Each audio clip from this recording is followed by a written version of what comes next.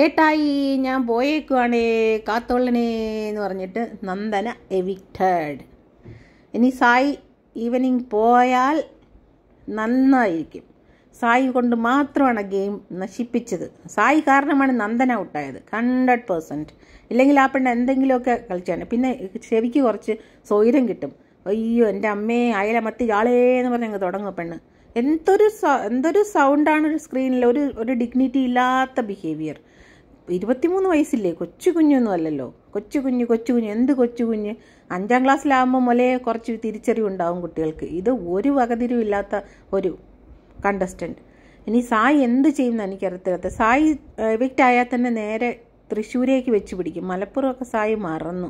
ഇനി നന്ദനയ്ക്ക് വീട് വെച്ച് കൊടുത്ത് പാല് കാച്ചിയിട്ടേ സായി തിരിച്ചു വരത്തുള്ളൂ.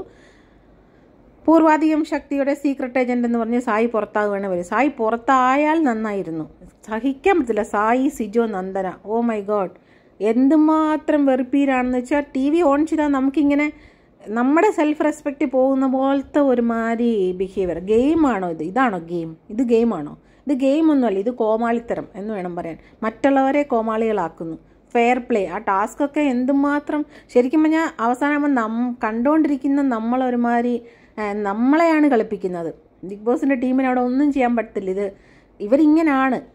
ഇനി എന്തെങ്കിലും മാസ്റ്റർ ബ്രെയിൻ പ്ലേ ചെയ്താലാണ് ബാക്കിയുള്ള കാര്യങ്ങൾ മുന്നോട്ട് പോവുക.